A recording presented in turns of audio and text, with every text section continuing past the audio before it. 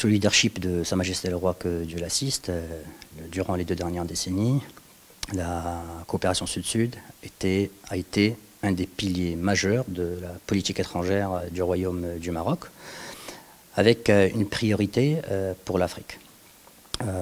Cette coopération Sud-Sud, solidaire et agissante en faveur du continent africain, prônée par Sa Majesté le Roi, que Dieu l'assiste, place l'élément humain au centre de l'ensemble des actions qui vont être déployées. Et c'est dans ce cadre que l'Agence marocaine de coopération internationale agit et travaille de concert avec l'ensemble des institutions, qu'elles soient publiques, privées ou sociétés civiles, pour déployer cette coopération Sud-Sud en faveur du continent africain. Et donc, l'Agence marocaine de coopération internationale a été créée il y a quelques années. Elle a connu, sur les 2 dernières décennies, avec l'avènement du règne de Sa Majesté le Roi Mohamed VI, que Dieu l'assiste, réellement un réel développement autour de 4 missions. Et donc, ce développement s'est fait en totale coordination avec le ministère des Affaires étrangères. Donc, l'agence agit en permanence, travaille de concert avec le ministère des Affaires étrangères, le réseau diplomatique, les ambassades, les consulats. Dans ce cadre, l'agence, depuis à peu près sur les 2 dernières décennies, a agi autour de 4 domaines. Le premier a trait à l'éducation, la recherche, la science, la technologie. Le deuxième, autour de la coopération technique et le partage d'expertise. Le troisième domaine a trait au projet de développement humain durable. Et le dernier s'articule autour du déploiement des actions humanitaires à l'international. L'agence, depuis sa création, mais surtout son développement sur les 2 dernières décennies environ, a développé une réelle vocation qui va agir autour de 2 dimensions. La première, le développement du capital humain, et le deuxième, c'est l'appui au projet de développement humain durable. Et donc, toutes les actions que l'agence va déployer vont s'inscrire dans ce cadre où toujours l'élément humain sera au centre des actions, à l'image de cette vision royale pour une coopération Sud-Sud solidaire, agissante, humaine.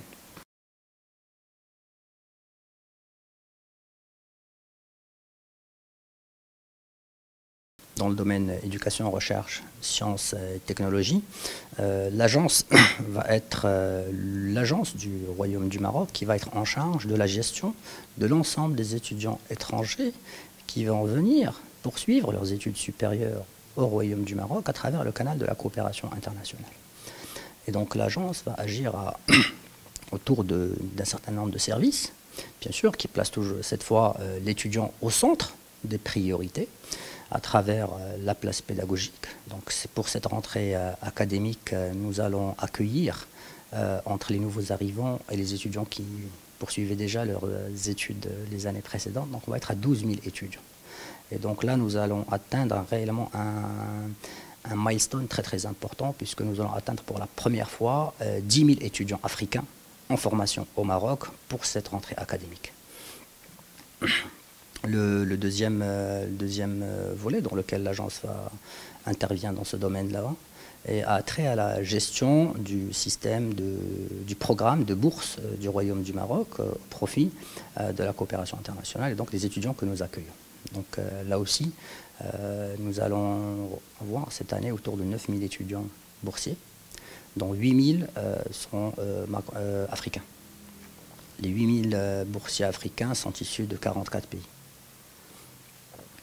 Le troisième volet est toujours dans ce domaine autour de l'éducation, la recherche, la formation, la science et la technologie. Et bien sûr, et la cité universitaire internationale qui relève de l'Agence marocaine de coopération internationale et qui est un lieu de diversité assez fort. Je pense nous avons à peu près autour de 800 étudiants qui sont étrangers, qui sont hébergés, issus de 70 nationalités. 43 pays africains sont représentés. Et donc, je pense que c'est un des lieux de diversité, où il y a la plus grande diversité au mètre carré au Royaume du Maroc. En termes de bilan des réalisations depuis la création de l'agence, L'agence a contribué avec bien sûr l'ensemble de ses partenaires, universitaires, écoles spécialisées, grandes écoles et centres de formation professionnelle. Plus de 25 000 lauréats africains sont passés par le canal de l'agence. Bien sûr, dans ces 25 000-là, nous avons plus de 2000 médecins, pharmaciens, dentistes et professionnels de la santé qui ont été formés pour les pays africains, plus de 10 000 ingénieurs, scientifiques, techniciens, à peu près 13 000 dans les autres formations, qu'elles soient à caractère social, humaine, économique, etc.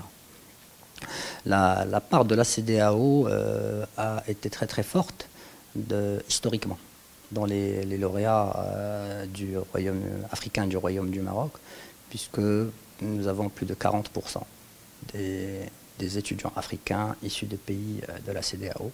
Pour la rentrée universitaire actuelle, nous avons 46% de nos étudiants africains sont issus des pays de la CEDEAO.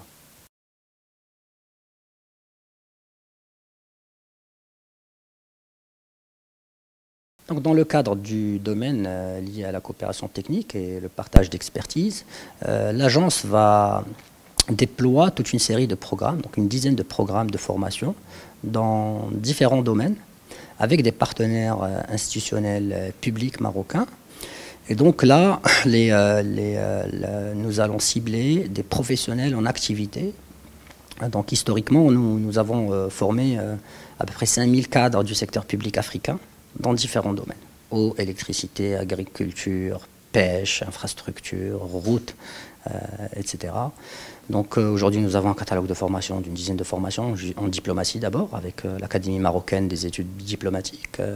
Nous avons un programme de formation avec le ministère de la Justice, avec l'Institut de formation douanière. Nous avons des programmes avec l'ONE dans l'eau, l'électrification rurale, etc. Donc nous avons aujourd'hui toute une série de programmes qui permettent de partager le savoir-faire marocain avec des pays partenaires, notamment africains.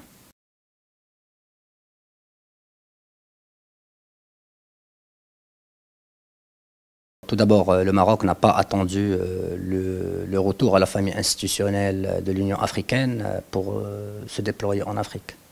L'engagement du Maroc avec le continent africain est séculaire et historique, à partir durant les mouvements de libération. Et depuis, sur toute la phase du développement du continent, le Maroc a toujours été présent. Le Maroc a toujours partagé modestement son expérience et son expertise, a toujours été aux côtés des pays africains. Et donc, je l'ai signalé au début, 25 000 lauréats africains ont été formés grâce au canal de la coopération sud-sud du Royaume du Maroc. Et donc, aujourd'hui, le retour du Royaume à la famille institutionnelle africaine vient confirmer, d'abord vient consacrer l'engagement personnel de Sa Majesté le Roi, que Dieu l'assiste, pour ce développement de l'Afrique par les Africains. Et donc, l'impact que nous allons percevoir, c'est que bien sûr, le renforcement des actions de l'AMSI dans le continent africain est appelé à appuyer ce retour. Cette année, quand on regarde le nombre de nouveaux arrivants africains au Maroc pour poursuivre leurs études supérieures dans l'enseignement public, qu'ils soient universitaires, techniques, professionnels. Quand on compare la rentrée académique 2016-2017 à 2017-2018, nous avons 60% d'augmentation sur les nouveaux arrivants africains. Donc c'est un premier indice que l'engagement de l'AMSI, en coordination avec le ministère des Affaires étrangères et de la coopération internationale, est appelé à appuyer ce retour avec différents types d'actions.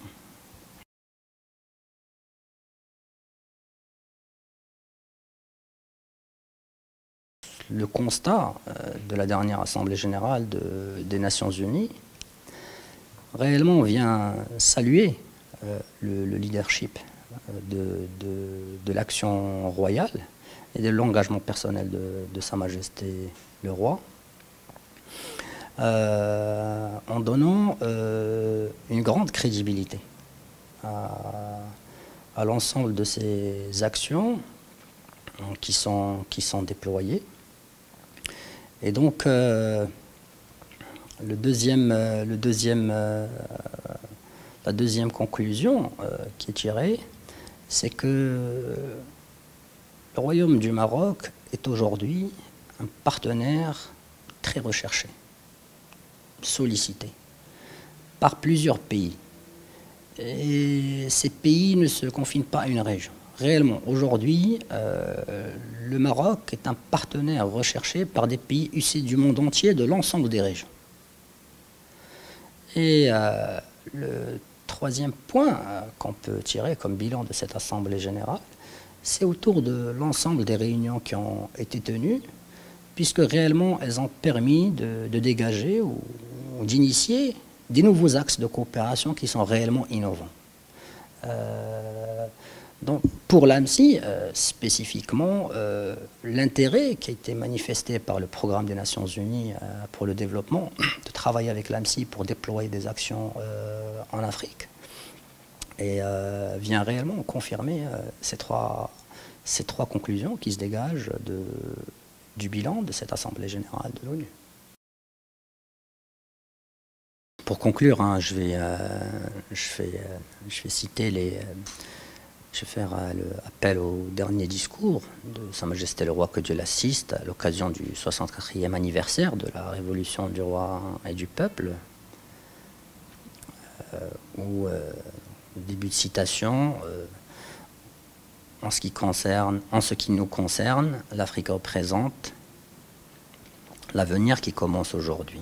Fin de citation.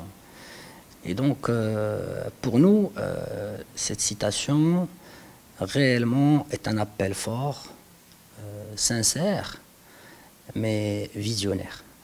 Et donc, il nous appelle tous à renforcer, doubler nos efforts en faveur des pays frères africains, du développement du continent, en capitalisant sur l'ensemble des potentialités.